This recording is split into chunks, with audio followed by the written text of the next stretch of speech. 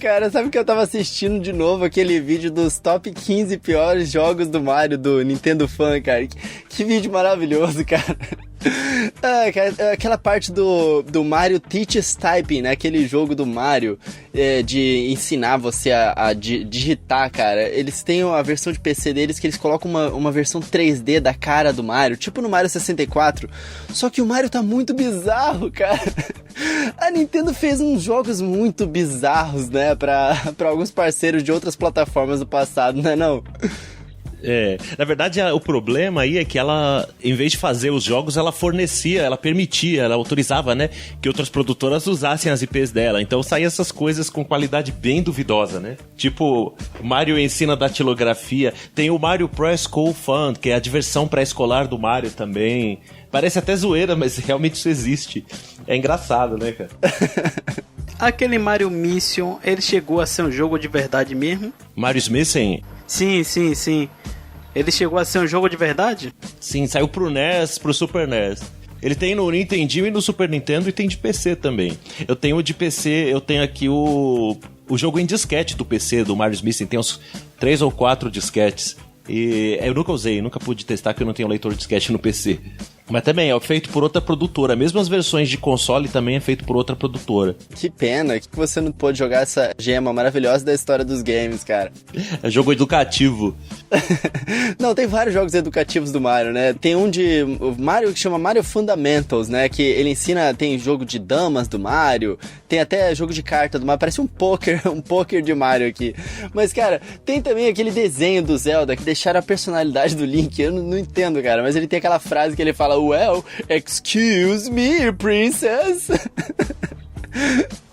O pior é que eu pensava que era montagem, eu não sabia que isso era um jogo, não. Quando eu vi pela primeira vez, eu falei, isso não pode ser real, isso não é oficial, a Nintendo não fez uma gaiofada dessa. E realmente é. Agora sim, gaiofadas à parte, você sabe o que é que eu sinto mais falta hoje em dia e que nos anos 90 era uma coisa assim destacada, era jogos de desenhos. Desenhos que estavam assim em destaque na época, sempre tinha um jogo, né?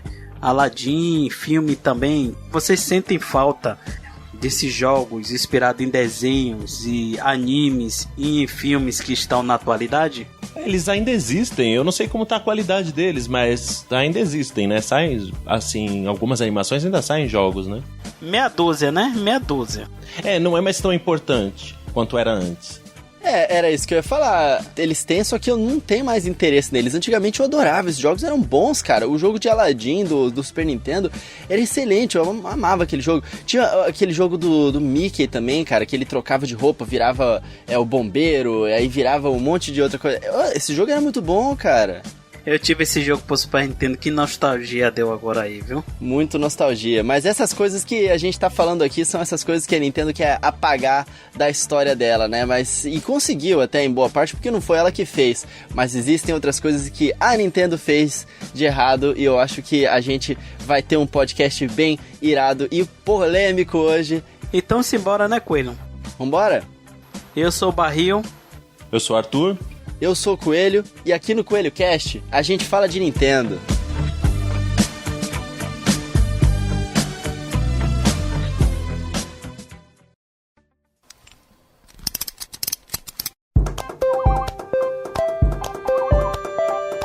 Coelho Cast, o podcast do canal Coelho no Japão.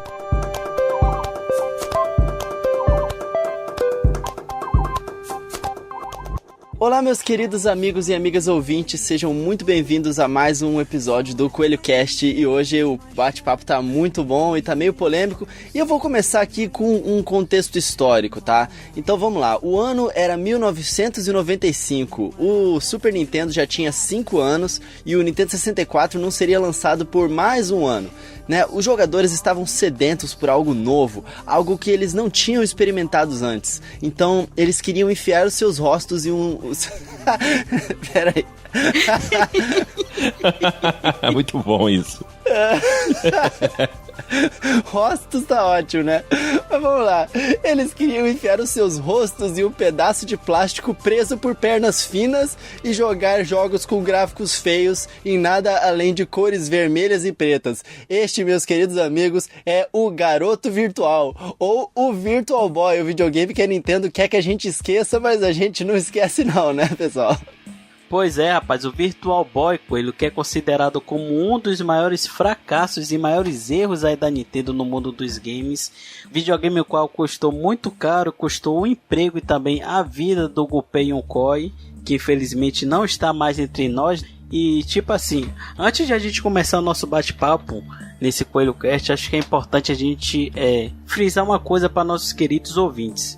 Como o próprio título desse Coelho Cast aqui sugere, só vamos falar nesse cast os principais erros da Nintendo no mundo dos games. A Nintendo é uma empresa que tem mais de 40 anos, né, no ramo do mundo dos videogames, acertou muito, acertou até mais do que errou, porém nesse cast só vamos falar sobre os erros. E nada mais justo de a gente começar falando sobre o primeiro erro, que foi o Virtual Boy. Assim como o Coelho deu uma breve introdução aí, o Virtual Boy foi lançado em 1995, custou a vida e também o emprego do Gunpei Yokoi. E Arthur, realmente o Virtual Boy pode ser considerado uma tragédia de Medellín, né?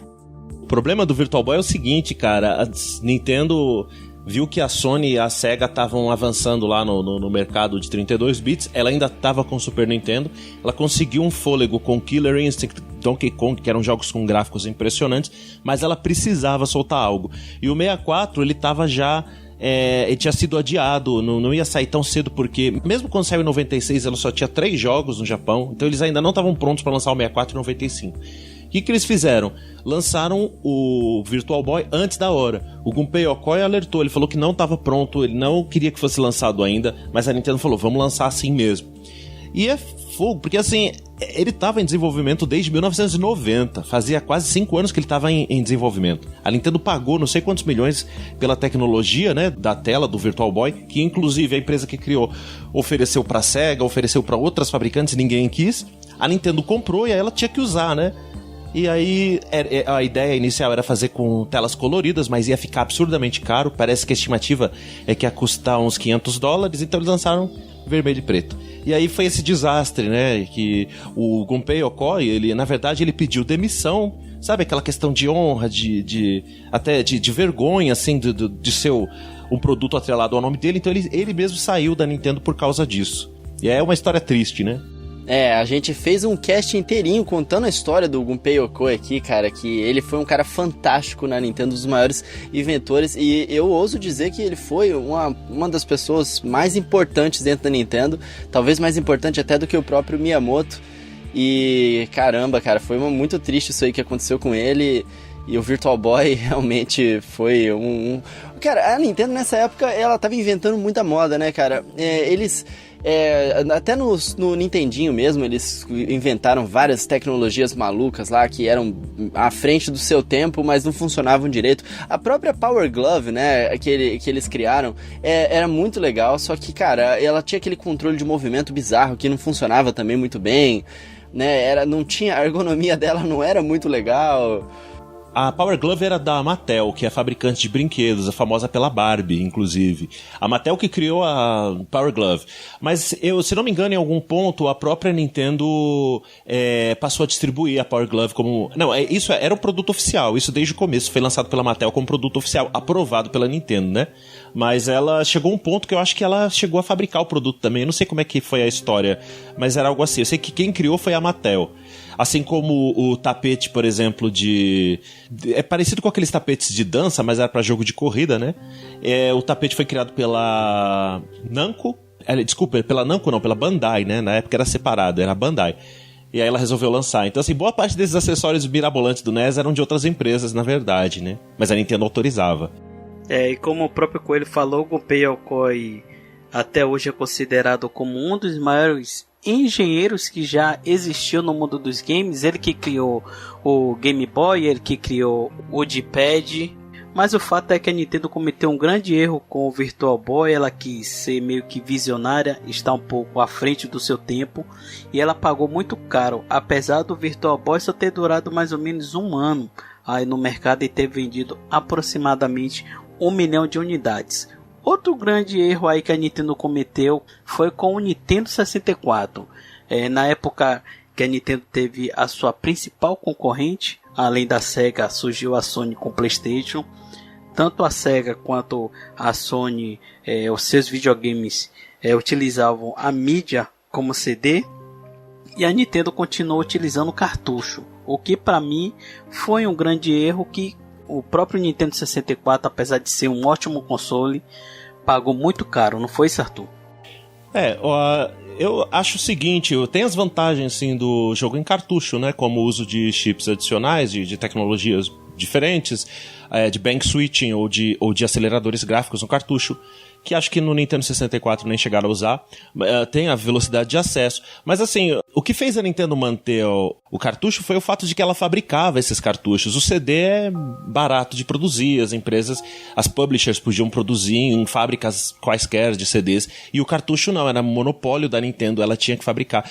Acho que só a Acclaim ela permitiu que fabricasse cartuchos também.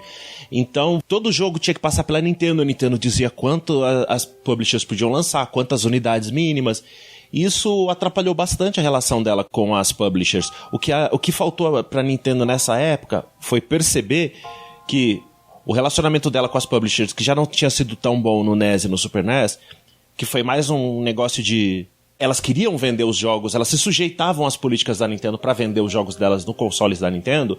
O que ela não percebeu é que a Sony chegou fazendo algo completamente diferente disso, deixando as publishers mais livres, mais à vontade para criar conteúdo. O que ela não percebeu na época do Nintendo 64 é que manter as empresas presas ao cartucho dela não ia segurar ninguém. Elas todas vazaram para a Sony. Então foi esse o grande erro. Tecnologicamente falando, no resultado dos jogos, sinceramente, eu acho que até se você olhar, as aberturas em CG do PlayStation 1, que eram o que mais gastavam espaço nos jogos em disco, vamos falar a verdade, essas aberturas elas envelheceram muito mal. Uma CG de 1994, 95, é uma coisa muito feia, sabe? Sinceramente, muitas vezes nem ocupava a tela cheia. Agora, se você vê uma intro, uma cutscene do Zelda Ocarina of Time, por exemplo, elas são com os gráficos in-game e são muito bons, cara. Então, eu acho que acabou envelhecendo melhor. Claro, teve questão de texturas diferentes, poderia ter mais texturas nos jogos, algumas coisas teriam sido melhores no 64 se ele usasse CD. Mas no final das contas é o relacionamento com as third parties que ficou estragado por causa do cartucho.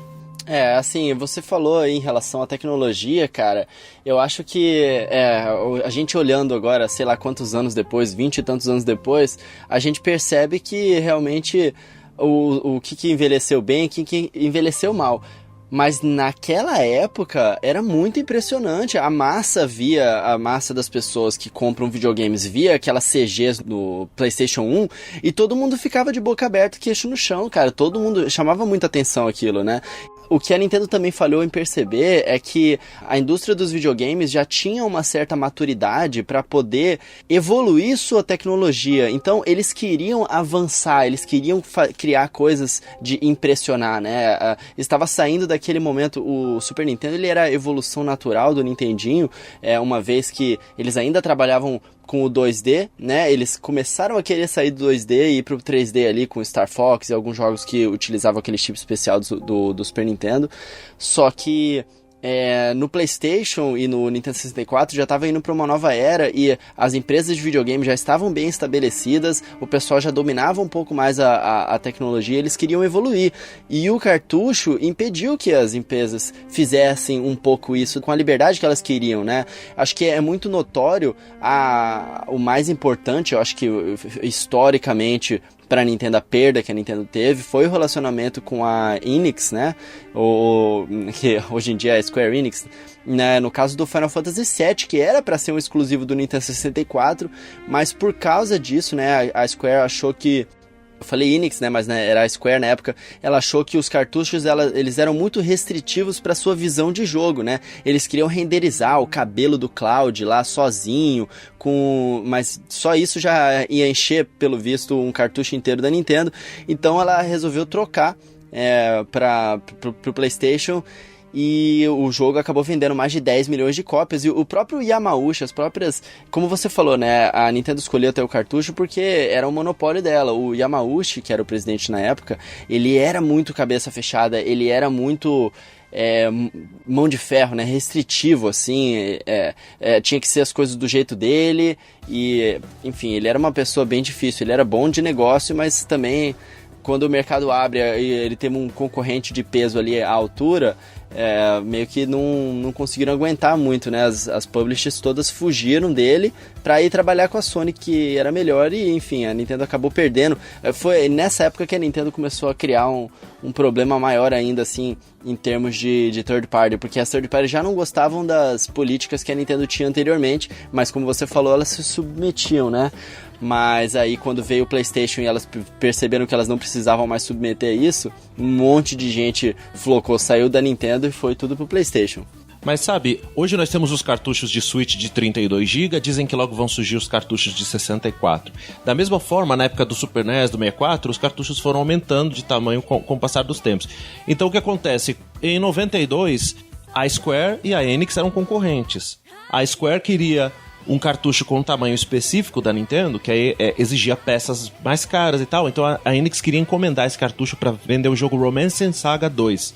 Era Squaresoft o nome na época. A Nintendo falou, não vamos fornecer esse cartucho com essa memória pra você, porque simplesmente eu sou dona da bola e eu não quero que vocês lancem desse tamanho. Então o que aconteceu? O Romance Saga 2, que é um jogo da Squaresoft, foi cortado drasticamente pra caber no cartucho do Super Nintendo. Daí no mesmo ano, a Enix falou, eu quero o cartucho, exatamente esse mesmo cartucho que a Square pediu, pra lançar o Dragon Quest V. E a Nintendo falou, sim.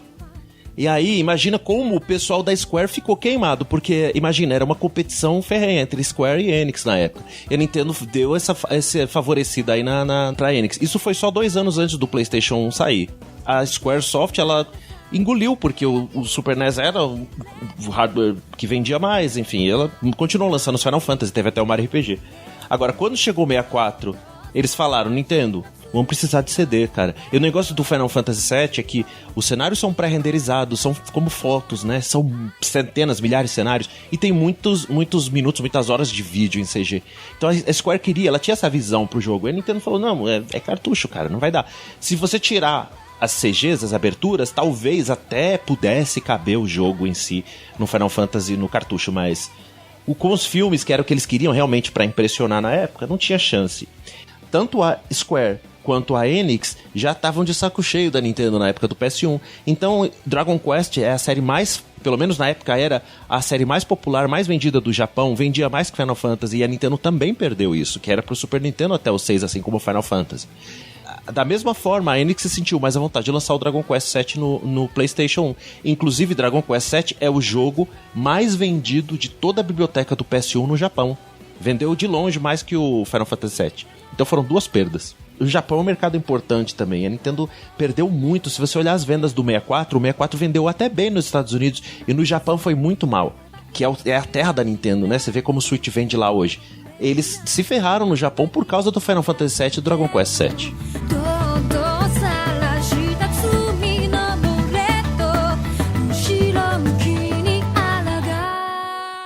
Agora avançando um pouco mais aí na linha do tempo e falando sobre a 6ª geração de consoles, temos o Nintendo GameCube, que antes de a gente começar o nosso bate-papo, eu tava conversando aqui em off com o Arthur, tentando entender por que o Nintendo GameCube vendeu apenas 21 milhões de unidades, e eu acredito que um dos motivos deve ter sido o tipo de mídia que a Nintendo utilizou. Ela utilizou o mini DVD no GameCube. Arthur, na sua opinião, você acha que o mini DVD pode ser considerado também um dos grandes erros que a Nintendo cometeu ao longo no mundo dos games, e você acha que isso pode ter sido determinante para a quantidade de vendas de unidades desse console? Olha, eu não sei, eu sinceramente acho que não. Acho que não influenciou tanto quanto os cartuchos, não. Porque PS2 era em DVD, mas muitos dos jogos deles são em CD. Você tem jogos de mídia preta, de mídia em CD no PS2, né? E os que usam DVD também não usam DVD inteiro, muitas vezes. Então, assim, não é um problema tão grande. O Resident Evil 4, por exemplo, ele saiu em 2 discos. Eu não sei, eu acho que isso não impediu nada. O problema ali no GameCube, na minha visão, foram 2. Foi a continuidade da má relação da Nintendo com as third parties, que aí eu acho que a Nintendo já começou a ficar um pouco mais humilde, mas as empresas ainda tinham um ressentimento com ela, né? Que, como falei, nas gerações anteriores, no 8 e 16 bits, elas se sujeitavam e lançavam jogos pra Nintendo, e agora eles não precisavam mais disso, então a Nintendo ficou de fora em muita coisa. E outra coisa, que também é um problema que afetou o Wii U, eu acho que é o marketing. O GameCube teve um problema que foi igual ao do Wii U. Um dos problemas do Wii U foi o marketing, já antecipando aqui, e o GameCube também. A cor principal, embora tenha sido lançado em preto também, a cor principal do GameCube era roxa e com os botões vermelho, amarelo, azul.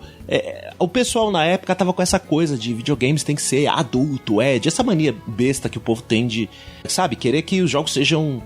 Aí o GameCube vem com um aspecto de brinquedo, o pessoal chama de fogãozinho da Barbie. Eu gosto muito do design dele. E o marketing, como eu ia dizendo, se você vê o marketing, ele até que era melhor que o do Wii U, mas também não era tão bom. O comercial do Mario Sunshine é simplesmente vergonhoso, cara. É vergonhoso. É um tipo de coisa que uma criança vê e tem vergonha, porque a criança quer uma coisa de adolescente, quer uma coisa de adulto. Adolescente tem vergonha e adulto fala, isso não é pra mim. Então o Mario Sunshine, cara... E o marketing de outros jogos do GameCube foi bem fora da sintonia da época, né, digamos. Não precisa fazer algo forçado, tipo o Link, excuse me, ou o Sonic todo radical, you're too slow. Mas também não precisa ser, sei lá, ser desse jeito. Era um cara fantasiado de Mario, com várias pessoas sorridentes e felizes cantando uma musiquinha bem boba, sabe? Não ajuda em nada a vender o jogo aquilo. Então eu acho que a Nintendo sofreu disso também. Famosamente... Teve a história de que a Nintendo vetou o GTA, né? Que a produtora do GTA fez aquele jogo Body Harvest no Nintendo 64. Antes dela criar o GTA, a base do GTA foi esse jogo, Body Harvest do 64. Você vê que era bem parecido, você pegava os carrinhos, atirava nas criaturas e tal. Era meio que mundo aberto, mais ou menos, né? Então era a base do GTA. Só que quando foi feito o GTA, a Nintendo vetou. Falou, não, isso aí tá errado. A gente joga com bandido, a gente atropela pessoas. Isso... Não, a gente não quer. Então, o que dizem é que a Nintendo vetou o GTA e depois a Rockstar nunca mais se importou em lançar pro console Nintendo. Depois, quando fez um sucesso absoluto, eles voltaram atrás, lançaram pro GBA e pro DS, né? Mas só. Eu fico imaginando que os caras da Rockstar devem ter ficado tão irritados, né, com a Nintendo, que a gente acha que, assim, empresas, elas só pensam no dinheiro e onde está o dinheiro elas vão, e em boa parte isso é verdade, mas a gente tem que lembrar também que empresas são feitas de pessoas. Se o cara que toma a decisão tem raiva de alguma coisa, o cara não vai querer fazer negócio com aquela empresa, né? Então, se os caras da Rockstar ficaram realmente irritados, a gente não sabe também como eles foram tratados pela Nintendo. E aí, vê a posição da Nintendo. Qual que era o histórico da Rockstar, que antes era chamada DMA Design? Nenhum. Pra eles era... O que essa empresinha? Grandes coisas a gente rejeitar isso aqui. É só um joguinho violento feito por uma empresa aleatória. Essa deve ter sido a mentalidade da Nintendo, né? E aí depois explodiu. O jogo mais vendido do PS2 é o GTA San Andreas. É o jogo mais vendido do PS2, com 20 milhões de cópias. Cara, o GameCube teve esse problema de marketing, teve esse problema, né, operacional, mas ele também teve problema, acho que de estratégia dos próprios jogos, né? Primeiro, foi a primeira vez que a Nintendo teve em suas mãos um console que ficou em terceiro lugar, né? Segundo que o videogame lançou sem o Mario, né, cara? Eu acho que essa foi uma grande lição que a Nintendo aprendeu e acabou não aplicando depois no Wii U, né? Quer dizer, o Wii U até que tinha o New Super Mario Bros. U lá, só que não era bem o Mario da geração que as pessoas estavam querendo. Mas, de qualquer forma, o GameCube lançou sem o Super Mario Sunshine, né? Ele lançou com o Luigi's Mansion no lugar, que é um jogo muito legal, só que não chama a mesma atenção do que um Mario 3D. Teve lá o Wave Race Blue Storm, que era muito legal também, só que, cara, é um jogo aleatório que não é system seller, né? E o outro jogo foi o Super Monkey Ball, né, cara? Então, cara, Luigi's Mansion, Wave Race, Super Monkey Ball, isso foi no Japão. É muito pouco, né? E, assim, nos Estados Unidos até teve melhor, né? Jogos melhores. Por exemplo, teve o Crazy Taxi, que veio do Dreamcast, que também é um jogo legal, mas, cara, também não é System Seller. Teve o Star Wars Rogue Squadron lá. Enfim, cara, eles erraram ali na lista de jogos, lançamentos. Teve o Pikmin também, que era uma IP nova e tal, que veio logo em seguida, mas não era uma parada que vendia console. As pessoas não ficaram tão interessadas assim. Quer dizer, eu fiquei, né? Eu adorei o GameCube, eu joguei muito, comprei, fiquei louco pra poder jogar assim que possível, mas a grande massa das pessoas não se interessou quando tinham ali no mercado um PlayStation 2 já cheio de ofertas, né? Com muita variedade de jogos. Eu particularmente tenho a impressão que o GameCube, ele meio que pagou por alguns erros que a Nintendo cometeu no Nintendo 64. E já tinha esse estigma de que a Nintendo não teria mais jogos de third party, referente ao má relacionamento que a Nintendo teve com essas empresas aí na época do Nintendo 64. E infelizmente o GameCube ele vendeu muito pouco, apesar de ter uma ótima biblioteca, né? Coisa que eu tinha até conversado com vocês antes de a gente começar a gravar esse bate-papo. Se a gente for olhar a biblioteca do GameCube, modéstia à parte, é uma das melhores bibliotecas que a Nintendo já teve dos seus consoles aí, em termos das últimas gerações, né, de videogame. Agora, diferentemente do GameCube, que fica difícil a gente apontar um erro específico para dizer qual foi o principal problema, né, que ele teve para ele vender pouco, o Wii U que não faltou foi erros, né, que a própria Nintendo cometeu, tanto na E3 durante a apresentação do aparelho, no foco do mesmo, no nome do aparelho, no gamepad, na falta de jogos de peso tanto da Nintendo quanto jogos de third party. Arthur, eu nunca vi a Nintendo cometer tantos erros em um único console. O Wii U realmente foram muitos problemas, cara, desde o anúncio. A Nintendo, eu acredito que a Nintendo, ela chegou num ponto, assim, em que o Wii fez tanto sucesso que a mentalidade da empresa, né, dos executivos, de quem toma as decisões, ficou, assim, tanto arrogante de achar que, não, cara, a gente tem um sucesso nas mãos, vai ser o Wii, vai ter um tablet, as pessoas gostam de tablet hoje e vai dar certo. Só que, assim, o Wiimote... Eu trabalhava na FNAC na época que o Wii foi lançado, chamava atenção, atraía multidão, porque era uma coisa que ninguém tinha visto. Quem, sabe, ficar jogando videogame com movimentos não era tão comum assim, então, cara, chamava muita atenção. Agora um tablet, ali, a criança tá usando um tablet. E daí quem liga? Ninguém liga. Então não chamou a atenção do grande público que comprou o Wii. E sim, foi apresentado... Do jeito que foi apresentado, só mostrando o gamepad, não o console, ficou parecendo que era um acessório pro Wii. E pras pessoas era Wii? Eu tenho o Wii, ele tá faz uns 3 anos guardado lá em casa, eu não jogo mais. Pra que eu vou comprar esse negócio pra ele? Não vou não. Mario, eu gostei daquele Mario, mas esse é igual que o New Super Mario Bros. U. Tinha uns efeitos a mais de luz e tal, mas ele era basicamente o New Super Mario Bros. Wii rodando em HD no emulador, parecia isso, entende? Então, foi um título muito fraco de lançamento. Teve o Zombie U também da Ubisoft que não impressionou. Foi uma lineup fraquíssima. Eu mesmo lembro que o primeiro jogo que eu realmente fiquei interessado no Wii U foi o Wind Waker HD, que era um remaster. E aí, no final de 2013, só que veio o Mario 3D World. Mas aí, cara, o desastre já tinha acontecido, né? Acho que o timing foi muito ruim. A maneira com que a Nintendo tratou o Wii no final da vida também refletiu no Wii U, que em vez de segurar o sucesso do Wii, ela meio que largou o console pra lá em 2011, 2012. E é isso, o que você acha, Coelho? Não, pra ser justo, cara, eu acho que o Zombie U foi um jogo bom, tá? Eu gostei, a experiência de jogar ele no Wii U é muito melhor do que jogar nos outros consoles, né? Eu joguei também. Cara, eu gostei muito do Zombie U, eu zerei múltiplas vezes, eu achei que foi um jogo que foi rushado, assim, pra poder sair no lançamento do console. Dá pra ver que o jogo ele não tem um polimento muito grande, mas a ideia e a execução foram legais. E o maior injustiçado foi o Nintendo Land, que é um jogo maravilhoso. O Nintendo Land é muito bom, eu acho que tem um visual lindo também. É um jogo super bem produzido, só que também eu não acho que ele foi apresentado da forma certa, não empolgou muito as pessoas. Eu mesmo, cara, eu lembro que a Nintendo finalizou a apresentação daquela E3 no Wii U com o Nintendo Land, tipo, todo mundo esperando, caraca, eles vão mostrar o próximo grande Mario, eles vão mostrar o próximo grande Zelda, porque eles tinham colocado aquela tech demo, né, do Zelda lá, e a gente achou que eles iam mostrar uma parada bombástica, e aí acabam caindo aqueles confetezinhos, Nintendo Land, eles nem explicaram o jogo direito, cara, nem explicaram o jogo direito naquela apresentação, eles acabaram mostrando, e temos o Nintendo Land, tudo uma grande festa, e é isso, acabou a apresentação. E eles guardaram pro final, tava claro que eles estavam guardando alguma coisa muito boa pro final, e quando chegou, não era o que a gente esperava. Exatamente, quando chegou não era o que a gente esperava, e aí acho que, sabe, a empolgação foi lá pra baixo, e é um jogo muito legal, né? Mas dá pra entender por que a Nintendo também ficou arrogante, digamos assim, né? Porque vamos imaginar uma sala de reunião, eles pensando, cara, a gente tem o Wii, é o maior sucesso dos últimos anos aí na indústria dos games, a gente tem uma mina de ouro aqui na nossa mão, né, o Wii fazendo muito dinheiro ali, e as pessoas amam o Wii, e o que a gente pode fazer para capitalizar nisso? Vamos colocar agora, em vez de só ser Wii, vamos colocar o Wii e U, são todo mundo junto aqui.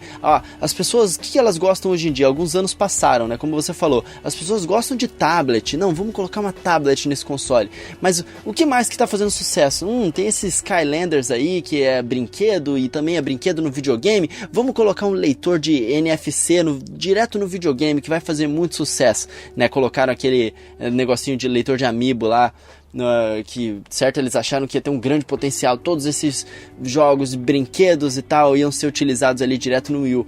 Vamos colocar também controle de movimento, que é de Wii. Que mais aí que o pessoal gosta? O pessoal reclamou muito que a Nintendo não gosta de online, vamos colocar no Wii U, diretamente ali na mão do jogador, um microfone para poder fazer chat de voz online, vai ser super sucesso, a gente já coloca uma câmera também, vários aplicativos do DS vão poder ser também utilizados no Wii U, vai ser um sucesso gigantesco ali, porque o DS também é o maior sucesso da Nintendo, junto com o Wii, vamos combinar tudo em um videogame só, vai ser um estouro.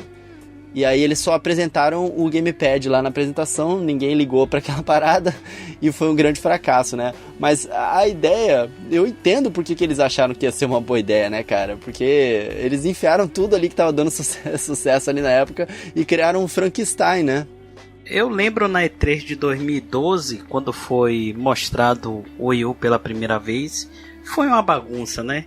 Tipo, acabou a conferência da Nintendo, os próprios repórteres que estavam lá fazendo a cobertura não sabiam se o gamepad era o Wii U propriamente dito, ou se era um videogame à parte, ou se era um acessório do Wii, porque teve esse desencontro, houve essa desinformação, vamos assim dizer, e particularmente eu até entendo e não condeno a Nintendo pelo fato de ela ter utilizado o nome do seu console como Wii U, né, tentando aproveitar a vibe e o sucesso que o seu console anterior, que foi o Wii, fez, assim como o próprio conceito, né, de ser um videogame meio casual, meio hardcore, porque o Wii foi o console que, historicamente falando, foi o que mais vendeu da Nintendo, então fazia sentido a Nintendo apostar novamente no Wii, apesar de que cada geração é uma geração, e eu também não acho muito justo a gente comparar um console de uma geração diferente do outro, vamos assim dizer.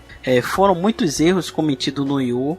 A Nintendo pagou caro mais uma vez, assim como pagou com o GameCube, assim como pagou com o Virtual Boy, só que o Virtual Boy lá tirou rapidamente do mercado. O Wii U durou praticamente 4 anos. A Nintendo lançou jogos maravilhosos, mas foi um console que infelizmente teve muitos erros.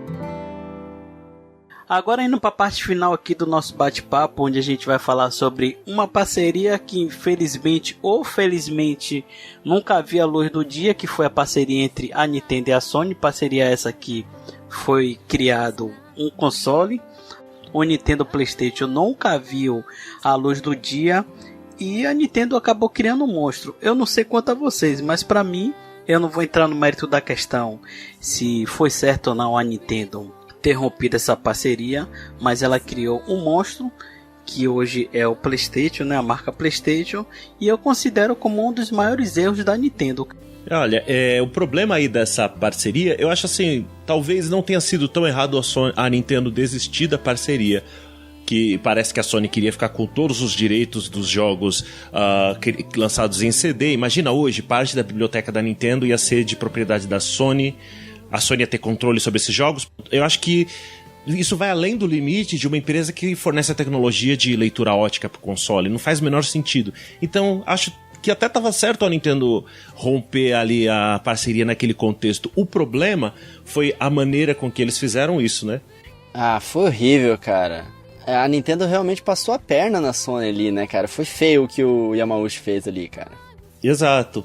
Foi na Consumer Electronics, lá na CES, né, CES, e a Sony tava lá falando sobre o Super NES CD, veio a Nintendo com a Philips, aí a nossa parceria com a Philips, então deixou a Sony parecendo mentirosa, a Sony ficou com cara de tacho, então foi feio, e é isso aí que disparou lá no Ken Kutaragi a vontade de, não, vamos lançar um console, mesmo até contra a vontade de alguns executivos da empresa inicialmente, não, nós vamos lançar, foi aquele negócio de, sabe, questão de honra agora, vamos lançar um console pra derrubar a Nintendo. Deixa eu só dar um contexto pra quem não sabe, né? A Nintendo ela tinha fechado uma parceria com a Sony pra poder lançar um acessório de disco pro Super Nintendo, né? Então, a grande expectativa é que ele seria revelado nessa Consumer Electronics, a CES, né? E acontece que nessa época a Sony também era competidora da Philips, né, que também produzia coisas em CD, e a Nintendo percebeu isso que o Arthur falou, de que no contrato deles a Sony teria parte dos direitos sobre os jogos que estavam sendo lançados em CD, e a Nintendo, o Yamauchi falou, caraca, a gente não tem como quebrar esse contrato, o que eu posso fazer? Fechou um contrato com a Philips, e antes da Sony anunciar, né, seria um grande anúncio, um grande impacto na indústria, né, o anúncio da Sony poder colocar os seus CDs em um console de videogame, né, trazer os CDs para os videogames pela primeira vez, seria um grande impacto. E aí o que a Nintendo fez foi anunciar, antes da Sony poder fazer esse anúncio, eles anunciaram o 64DD em parceria com a Philips, que na verdade eles nem queriam realmente levar esse projeto muito pra frente, eles só queriam mesmo quebrar essa estratégia da Sony, esse grande impacto que a Sony ia colocar, pra poder quebrar esse contrato e meio que deixar a situação ali, enfim, né, que a Nintendo não queria que no futuro dividir os direitos ali com a Sony, só que ficou muito feio pra imagem da Sony, como o Arthur aí tá falando. Então os caras ficaram, né, chateados e resolveram, por questão de honra, fazer o próprio console. Coelho, não foi o 64DD, viu? Ah, não foi não? Não foi, cara. Era o próprio Super NES CD. Era o mesmo aparelho que eles estavam fazendo com a Sony, eles desistiram da parceria com a Sony, não fizeram parceria com a Philips e não avisaram a Sony. Agora a dúvida é, eu não lembro se a Sony já tinha falado ou se ela estava pronta para apresentar, alguma coisa assim. Mas era o mesmo aparelho. Esse é o grande problema, eles largaram a parceria com a Sony sem avisar. É tipo, o cara largou da esposa e de repente aparece no palco com a amante lá, assumindo relacionamento com ela e a esposa nem sabe? Imagina a situação. Nossa, cara, é muito feio. Muito feio, cara. Era o mesmo. Era a mesma parada. Eu me confundi, eu falei 64DD, mas isso veio muito depois. Realmente eu viajei na batatinha aqui. Porque a Nintendo tem uma história meio maluca com essas empresas terceiras aí, né? Tipo, o 64DD e depois também o CDI. Mas realmente você tem razão. É porque essa parte da história também é meio escondida, né, cara? E o CDI, é interessante o negócio do CDI, que é o seguinte: o CDI foi fruto dessa parceria com a Philips. O que a parceria da Philips previa? Nós vamos projetar e fabricar o seu drive de CD para o Super Nintendo, mas em contrapartida você autoriza o uso das suas franquias no nosso console, o CDI. Aí a Nintendo, ok. Aí a parte das franquias da Nintendo no CDI deu certo, que a gente sabe o que aconteceu, e o dos Super NES deles desistiram. A Nintendo falou, não queremos mais. Na verdade, não dá pra saber se essa parceria da Nintendo com a Sony, né, o Nintendo PlayStation, seria um sucesso ou seria um fracasso. Fato é que essa parceria nunca viu a luz do dia, né, foi rompida antes de até mesmo ser mostrado o Nintendo PlayStation, apesar de na internet vocês acharem alguns protótipos e a gente não saberia se o produto final seria daquela forma, mas o fato é que a Nintendo criou um monstro. Podemos dizer que é o maior concorrente da Nintendo hoje no mundo dos games, juntamente com o Xbox. E eu acho que, apesar de vários erros que a Nintendo cometeu aí ao longo do tempo, alguns desses principais erros a gente citou aqui no cast, eu acredito que, assim como as pessoas, as empresas também aprendem muito com os erros. E o Switch é a prova viva disso, né? Porque se a gente hoje for olhar o Switch, ele é o Wii U melhorado. Tudo que não deu certo no Wii U, deu certo no Switch.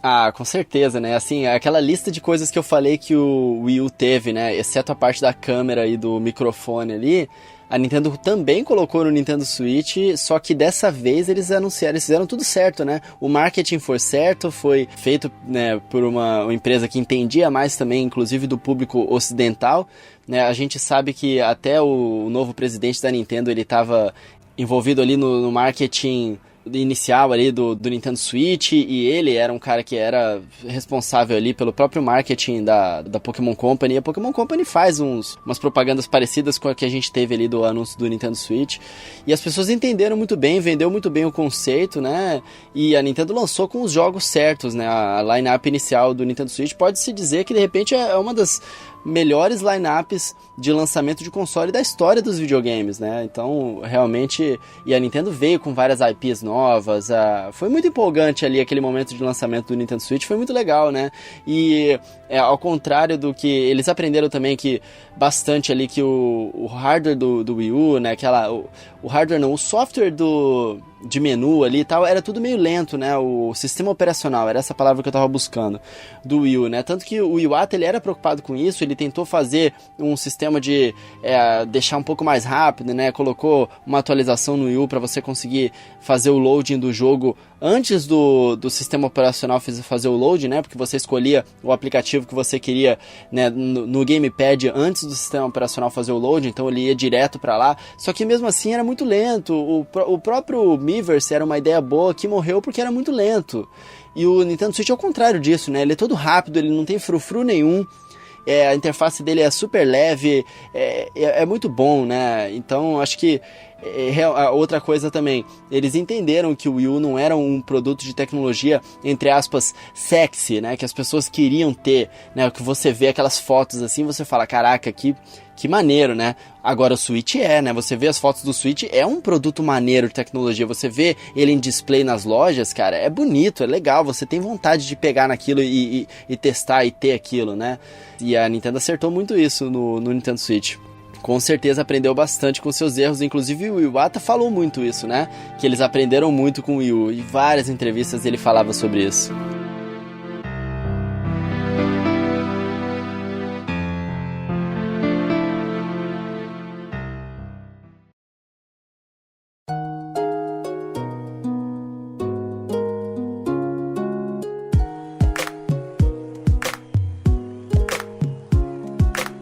Rapaz, tiramos do peito, hein? Todas essas coisas que a gente não costuma falar muito. A gente tem nossas críticas aí pela Nintendo, agora a gente tirou do peito toda essa lista de coisas erradas aí que a Nintendo fez e culminou com o grande acerto que foi o Nintendo Switch. Eu acho que culminou finalizando com o assunto do nosso último cast, né? Não? Que foi os acertos aí do Nintendo Switch, os últimos 2 anos de análise que fez, não foi não? Exato. Eu acho que o mais importante de tudo é a gente deixar a mensagem também que a Nintendo tá no caminho certo agora. Erros são parte do crescimento de toda a empresa, né? Parte de tudo, de todas as pessoas. A empresa, a gente sempre erra em alguma coisa, né? E aprende com isso. Com certeza. E esse Coelho Cast, com esse tema polêmico e bastante delicado, já era para ter sido gravado desde o ano passado, porém surgiram vários imprevistos, a gente foi prorrogando até aonde deu, e eu acredito que a gente conseguiu fazer um Coelho Cast redondinho, dando as nossas opiniões, é claro, sobre quais foram os principais erros aí da Nintendo ao longo do tempo, e eu espero que a gente possa ter suprido essa demora, né, para gravar esse Coelho Cast com esse tema. A verdade é que demorou porque surgiram tantas coisas legais pra falar, né, que estavam acontecendo ali no final do ano, que a gente acabou falando sobre outros assuntos, né? Inclusive um assunto que a gente comentou aqui nesse Coelho Cast foi o do Gunpei Yokoi, né, logo lá no início, e tem um Coelho Cast muito bom que a gente fez, contando a história desse cara, que eu recomendo muito vocês ouvirem, quem não ouviu ainda, assiste porque eu acho que é uma das edições mais legais aqui do Coelho Cast, então recomendo bastante que vocês assistam aí. Mas, gente, eu tenho uma coisa muito legal pra falar pra vocês. Eu acho que muita gente não sabe disso. Eu já fiz a minha pesquisa lá no Twitter. Muita gente ainda tá empolgada, né? Que ouve aqui a gente, né? Apesar da gente falar bastante sobre o Nintendo Switch, tem bastante gente que ainda não comprou o Nintendo Switch, né? E vem aqui buscando informações. E eu tô há 5 meses conversando com uma loja pra me certificar de que ela é bastante confiável pra poder comprar o console. Porque o preço do Nintendo Switch tá o mais barato que eu já vi no Brasil inteiro, numa loja online confiável, né, que não é uma parada zoada, tem garantia, tudo direitinho, e finalmente eu cheguei à conclusão de que é uma loja muito boa, o pessoal lá é gente boa, o atendimento deles é muito legal, vários dos inscritos aqui no canal compram já lá também, eu queria recomendar muito que todo mundo estiver interessado em comprar o Nintendo Switch, o preço deles é R$ 1.499 à vista, né, e para quem é apoiador aqui do canal, tem ainda R$40 de desconto, né? Sai o Nintendo Switch a quase R$ 1.459, quase R$ 1.460 aí, que é um preço muito bom, é o mais barato que eu já vi, né, no Brasil aí, então recomendo muito a loja Cogumelo Shop para quem for comprar o Nintendo Switch, né, e aí você vira apoiador aqui do canal, porque praticamente a gente tá fazendo aqui um kit dono de Nintendo Switch, né, quem é apoiador aqui do canal tem a loja Cogumelo Shop para poder comprar o Nintendo Switch a um preço muito bom, né, R$40 de desconto é quase 5 vezes o valor do apoio, né, vale muito a pena, e aí quando você for comprar os jogos, você pode também comprar na loja Big Boy Games, que tem os melhores preços de jogos aí também no Brasil, os preços deles são super competitivos e apoiadores aqui do canal também tem um desconto que é 2 vezes maior do que o valor do apoio, né? Se for comprar um jogo novo, você tem 14, 15 reais de desconto, né, como apoiador.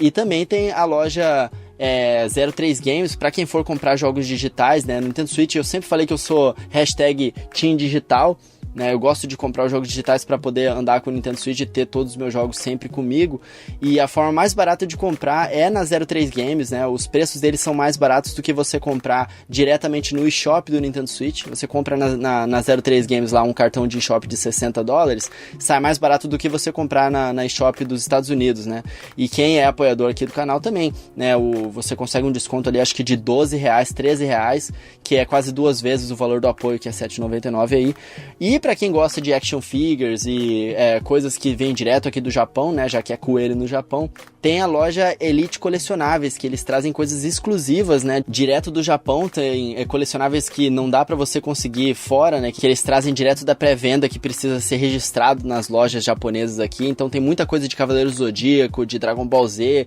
e Game of Thrones está voltando agora também, eles têm alguns colecionáveis muito legais pra Game of Thrones, tem várias coisas legais pra dar de presente lá, o link de todas as lojas vai estar na descrição, tá? Da Cogumelo Shop eu acho legal citar também que eles também oferecem um desconto para os apoiadores, né? E nas outras coisas também da loja, né? 2% para a loja inteira, mas o foco lá mesmo é a compra do Nintendo Switch mais barato, né? E jogos em mídia física é Big Boy Games, jogos em mídia digital é a 03 Games e os action figures, né? São a loja Elite Colecionáveis. O link de todas as lojas vai estar na descrição, eu espero que vocês aproveitem aí e também vocês me apoiam bastante só conhecendo, né, a loja lá e compartilhando para quem quiser comprar e quem quiser aproveitar aí os preços baixos e lojas confiáveis.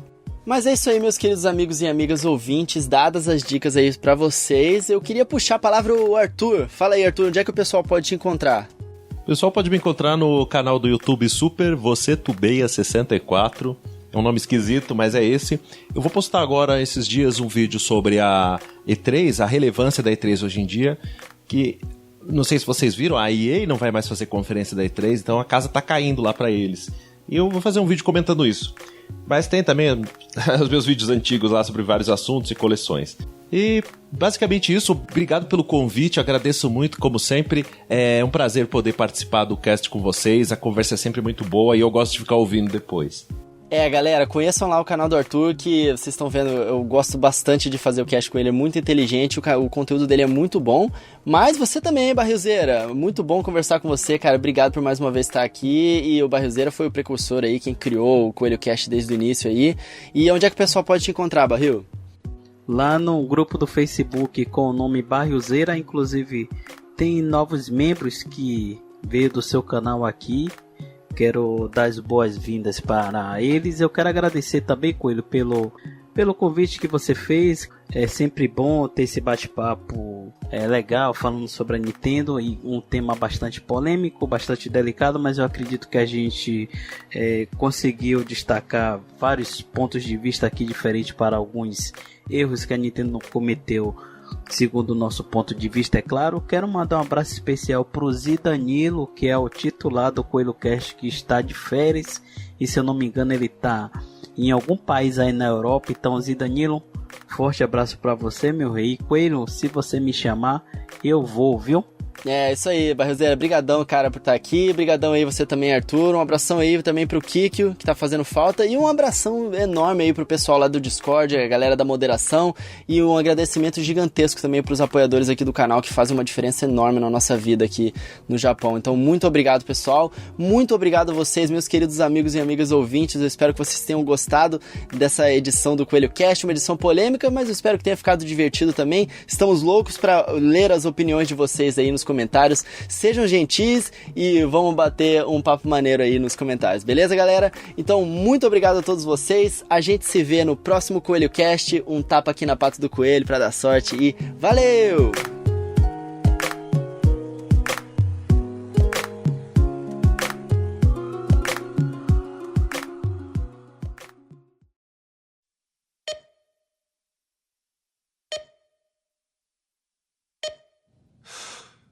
Eu acabei cortando meu dedo aqui, furando meu dedo, brincando com a tesoura, velho. Brincando com a tesoura de cortar a unha aqui no meio do cast. É brincadeira uma coisa dessa? É isso aí, é isso que acontece. Você fala mal da Deus Tendo, o Deus Tendo castiga, você se cortou aí enquanto a gente tá gravando o cast. Isso é maldição. É maldição. Deixa eu chupar um pouco meu sangue aqui pra gente puxar aqui pro final. Não corta não, deixa isso aí, o pessoal vai gostar que você se cortou.